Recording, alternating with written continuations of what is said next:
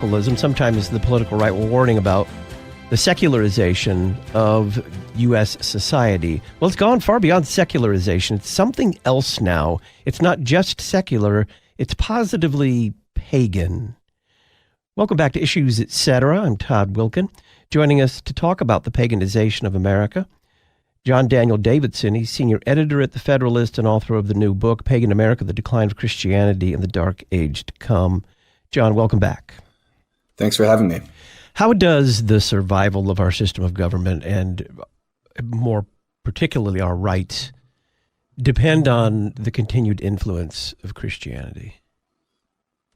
Yeah, one of the things that I argue at the beginning of the book is that America is and always was intended to be a Christian nation. I know we have gotten out of the habit of thinking of that way about our country over the past generation or two. But historically, especially in the founding era, it was understood that a republic of self-governing citizens was only going to be possible in a certain kind of society, a majority Christian society, not just in which Christianity sort of informed public life, but in which most of the people were actually practicing Christians. And if you read the founders and sort of the commentary that they had about what it was that they thought they were doing, this is pretty clear. You know, we tend to latch on to Thomas Jefferson as like representative of what the founders thought, but he was really an outlier. There was a diversity of views about theology and about religion, but most of the founders understood what they were doing was creating a system of government and a society that only worked with what they called true religion, by which they meant Christianity, and a civic square that was informed and shaped by the Christian religion. What is paganism? Paganism, we tend to think of as sort of, the worship of Zeus and Apollo, or of nature religion, the worship of trees or the sun or the moon. But I think we have to understand that paganism is larger than that. It is those things, but it's more than that too, because paganism was also an entire social system and political system, an entire ethos about how society should be ordered, how the relationships between the powerful and the weak should be managed, and what really is truth. And I think when we understand paganism in its full context, we begin to be able to see how it's emerging in our time. One of the things that I note at the outset is that a good working definition of the pagan ethos comes from the Middle Eastern warlord in the 9th century, whose order gave us the word assassins, who famously said, "Nothing is true, everything is permitted." And that sums up, I think, the pagan ethos, that nothing is true, everything is permitted. The only thing that is true in the pagan world, and this holds true across time and geography when you look at pagan societies and empires of the past, is that what is true or right or just is determined on power. If you're powerful enough to impose your will, then that is what is true.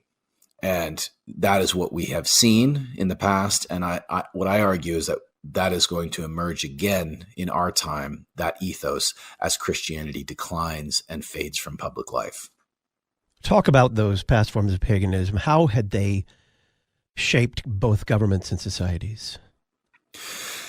Yeah, the most famous one, arguably the pinnacle of the pagan society, was the Roman Empire. And again, I get into this in the book, try to give practical examples of how this view of truth and reality and justice sort of worked itself out in Roman society. I think we tend to romanticize the pagan world. We romanticize the Roman Empire, especially, and this sort of started in the 19th century. It started with maybe even before that in the Romantic movement, romanticizing the pagan past rather than really having a clear-eyed view of how brutal and violent it was.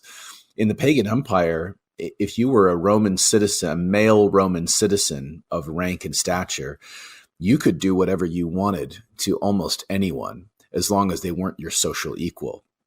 You could rape your slaves. You could kill them with impunity. If you were a child or a woman who was not in the ruling class, you were subject to all kinds of victimization.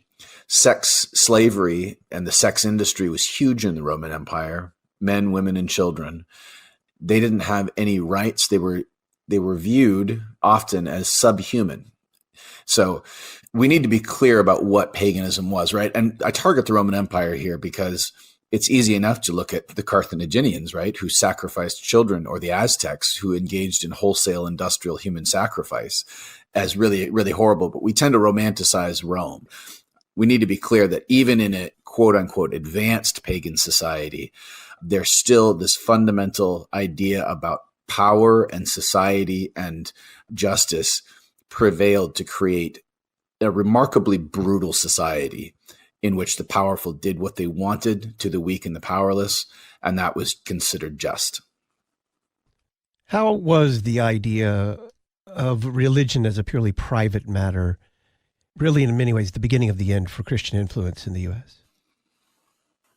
Yeah, well, if we jump forward thousands of years, we get to the middle of the last century, and there was a profound shift in the years leading up to World War II. It was a shift that began long before then, but it came to a head in 1940 in a pair of Supreme Court cases. Not that the Supreme Court cases were sort of the sea change, but they were indicative of a sea change that was underway. And what these cases sort of decided was that, and it was a break, they decided this as a break from the past understanding that we had as a country and as a society about religion's influence on public life. And these cases essentially said the government cannot have anything to say about religion. And the one case in question was a case where Jehovah's Witnesses were fined by, I believe it was the state of Connecticut, for not obtaining a license. At the time, the state of Connecticut required you to have a license to go door to door soliciting charitable or religious donations. And the Jehovah's Witnesses did not do this. And so they got fined. They took their case to the Supreme Court. The Supreme Court ruled that states that require a regulation are also requiring a state official to determine what is a religious cause and what is not. And that, they said, was an unconstitutional establishment of religion. No Supreme Court, indeed no court in the United States ever had considered such a thing to be an establishment of religion. It was a shift in the way we understand that phrase. Establishment of religion was taxing people to pay for a state church. But this represented, like I said, a sea change in how we understood the role of religion and what extent government could and could not encourage religious practice or religious values. And it reflected the shift, as you say, of a privatization of religion, that religion has to be cordoned off into only private spaces. It cannot be part of the public square. It cannot inform public policy. And indeed, the government, even at the state level, cannot have anything to say about what even is or is not a religion. And that was a big change. With the exception of atheistic communism, had that ever been in the Western world considered that religion is a purely private affair? No, I mean, even when you look at the revolution that ran parallel to ours, the French Revolution, they attacked the church, the Catholic Church, especially, quite openly in horrible ways. But they instituted their own sort of civic religion and were really clear about what they were doing. In other words, even the French revolutionaries understood that there was a place for religion in public life. In their case, they just wanted it to be the quote unquote religion of reason, which I discuss in the book as sort of was itself a sort of neo-pagan idea. But the idea that religion itself had to be private and could not have any bearing on public policy or public life, that was a new thing. And it was part of a radical secularization of American life that, as I said, had been going on for some time, but really picked up steam and took on new and aggressive forms in the middle of the 20th century. Historically, how did Christianity bring about in many places, the death of old paganism? That's a pretty broad question, but for our purposes, we can look at Europe, post-Roman Empire Europe, where Christianity slowly, over the course of centuries, defeated and absorbed the paganism of the various European peoples and people in the former Roman Empire. One of the ways it did that was by going after paganism, not just on a religious level, but attacking paganism at the level of society, right? Because paganism wasn't just a set of beliefs about what gods were and what man was, but it was also a societal system. It was a political system and a system of control. And so even initially in the Roman Empire, the attraction of Christianity to those classes of people that had no power in the Roman Empire was immediate. Converts among women and among urban dwelling Roman residents and Roman citizens of the empire transformed over time as Christianity matured and grew and spread out into the rustic areas, the rustici, right? That's what pagans were. They were people who lived outside the cities. Christianity went out from there and became established in the countryside. And it proposed a radical new way of organizing society simply based on the Christian doctrine of Imago Dei, that every man, woman, and child is created in the image and likeness of God. It has inherent dignity and has inherent worth. The idea of human rights is not a secular idea. It's a very old idea that emerged in Christian medieval Europe and was articulated more than 1,000 years ago and defended over and against the pagan ideal, which did not see human beings as created in the image and likeness of God, did not see them as with any inherent dignity. And this was, I think it's hard to overstate how transformative and revolutionary that was as an idea that drew people into Christianity, but also as an idea that changed how society was organized. And there's many historical examples of that going back, as I said, more than 1,000 years. It is under the influence of Christianity, some direct, some indirect, that the American founders began the American experiment. Did they envision a strict separation of church and state?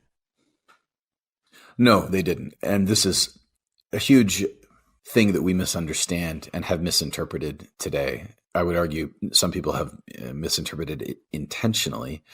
None of the founders would understand separation of church and state the way we use that phrase today, like what we mean by that. When you look back at the founding era, at the time that the First Amendment was ratified, at the time that the Constitution was adopted, a number of states already had established churches. In other words, they had publicly supported religious establishments at the state level. Many others would adopt these kinds of establishments or retain them for well into the 19th century. Not just established churches, but also other laws about who could run for office. I think famously it was in New Jersey all the way up until 1877. You couldn't stand for election for the state assembly if you were a Roman Catholic because over fears of divided loyalties. But these laws were on the books and stayed on the books after the ratification of the First Amendment and the adoption of the Constitution. And it wasn't seen as a conflict. Now, eventually these states would all get rid of their establishments, but it wasn't understood at the time to be a conflict between religious liberty and having an establishment at the state level. What the founders were interested in was not having an establishment at the federal level. They didn't think it was within the power of the federal government to impose an establishment on the states or on American citizens. And that's what they were after. They didn't want a society in which church or religious life was separated from public life.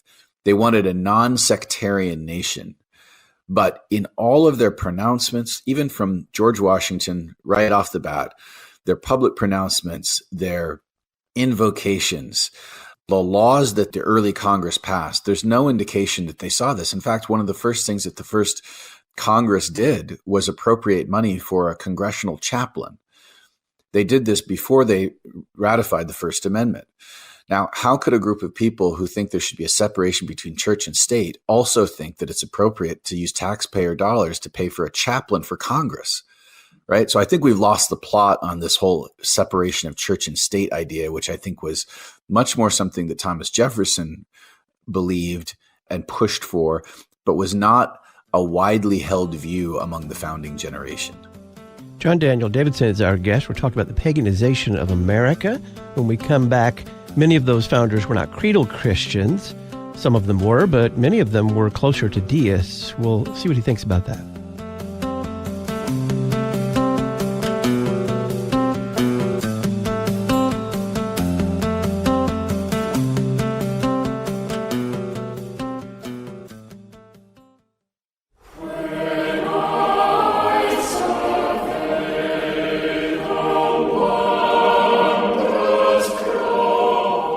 Listen to the best of the church's music for the season of Lent at LutheranPublicRadio.org. Sacred music for the season of Lent, LutheranPublicRadio.org.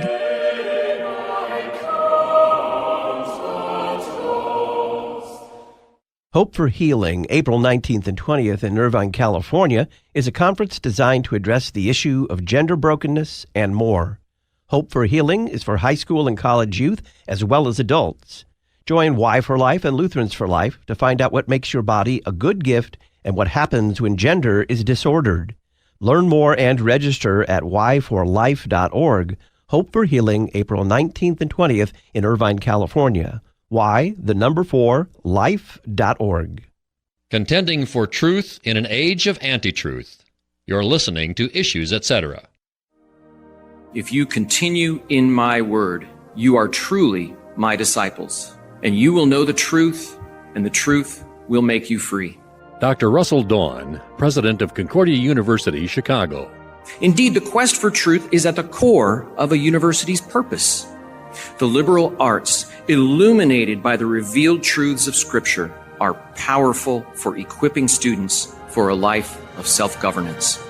A disciple is one who follows the Master.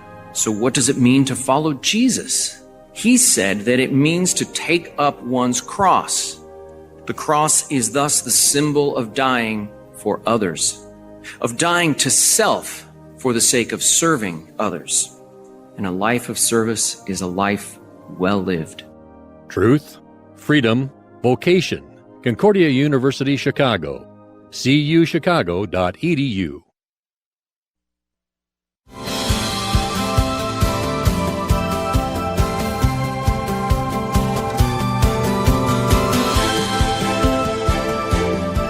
Welcome back. I'm Todd Wilkin. We're talking about the paganization of America with John Daniel Davidson, author of the new book, Pagan America, The Decline of Christianity in the Dark Age to Come.